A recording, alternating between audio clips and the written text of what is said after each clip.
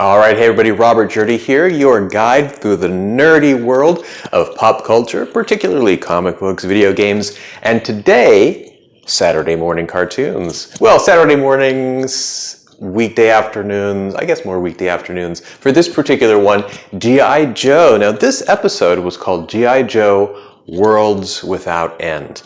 And it was actually a bit of a darker episode, or it was a two-parter, darker set of episodes than I had seen. Now, G.I. Joe is very famous for getting kind of weird, being pretty weird. And Dr. Mindbender in particular, and some really interesting, ahead of its times in regards to storylines. And one of the things I always talk about when I talk about G.I. Joe is its huge amount of diversity. If you're looking for diversity in Saturday morning cartoons, you cannot get, or afternoon cartoons, you cannot get any better than G.I. Joe. You know, you've got all kinds of people represented on the show in major roles of command, leadership, and just great. You know, the shipwreck is a Mexican American from California. I never knew that. Up until later on in my life, I thought Shipwreck was just a Jack Nicholson dude, you know. But he was a brown man, a brown military man in the G.I. Joe Corps. That's awesome. And G.I. women in leadership positions, huge. Anyway, a huge fan of G.I. Joe and how awesome it is for its diversity. So I was watching an episode tonight, and it was called Worlds Without End. And it focuses mainly on a G.I. Joe that I wasn't too familiar with, and his name was Steeler. And Steeler is tired. He's actually kind of not interested in being a G.I. Joe anymore. He feels like the whole thing is worthless. You know, there's no point to it.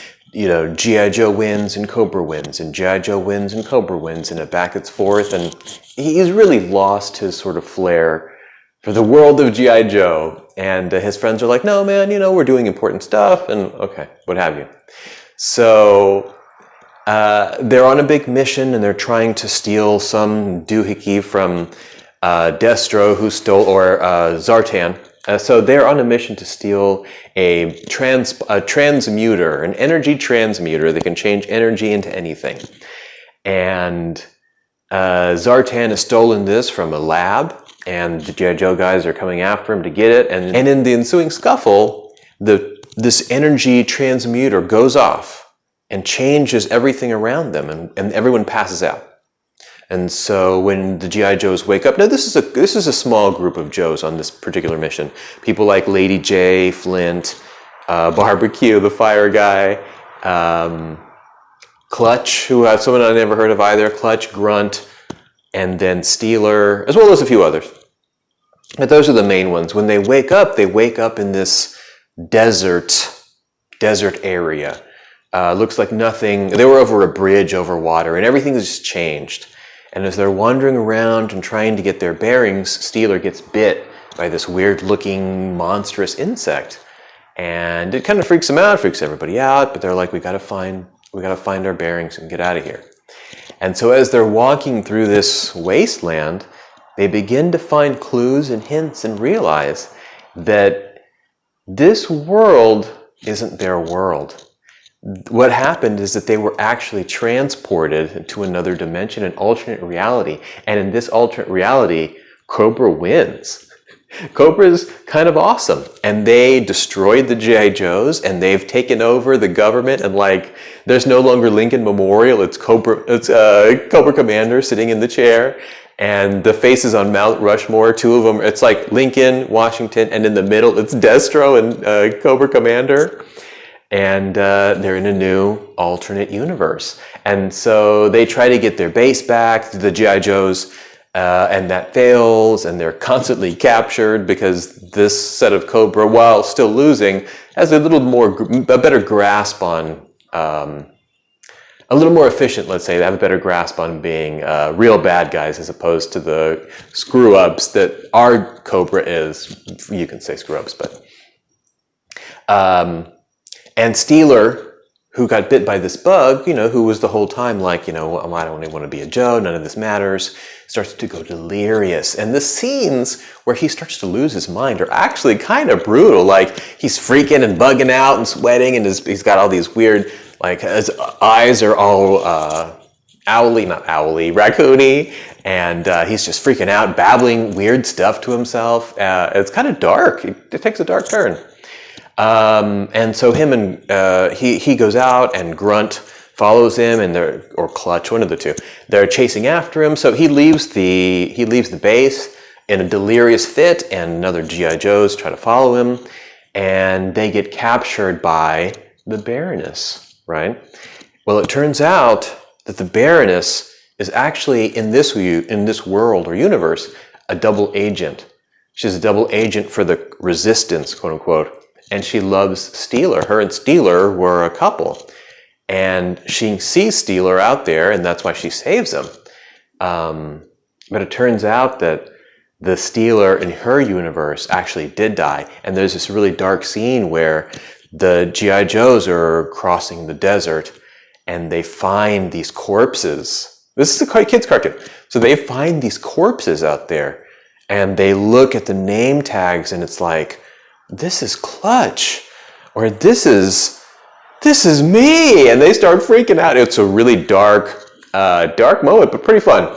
So they relay this to the Baroness that, unfortunately your Steeler is actually dead, and we're from an alternate universe, and she believes them. She believes them because Steeler has a tattoo on his right arm in her universe, and in our universe, it's on his left. And so she starts to figure out something's going on, so decides to help them.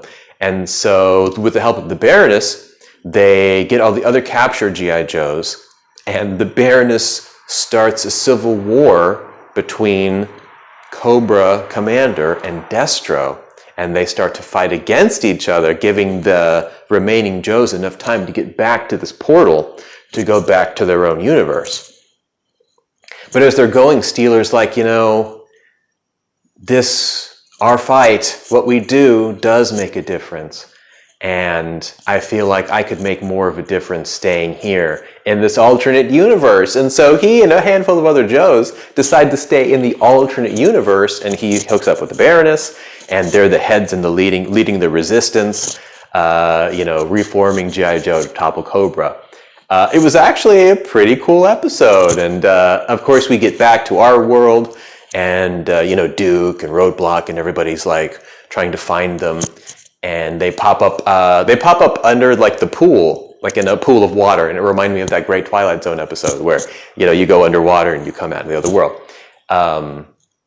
And they're like, yeah, this is what happened. And yeah.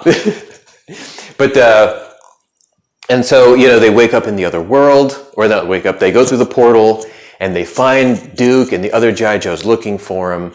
And they relay the story to them, and they're like, G.I. Joe, what we do matters, and our friends are heroes in another realm, essentially, gone but not forgotten.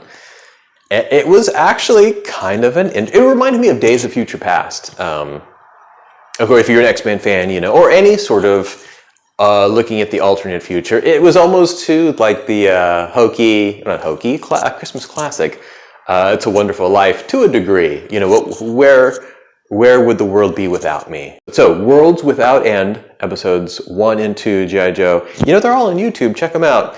And you'll be amazed by the amount of diversity that you're going to see when you watch G.I. Joe cartoons. Hey, thanks for watching. Robert Jerdee here, your pop culture host for comic books, cartoons, and everything nerdy. All right, thanks for watching, and have a great evening. Take care.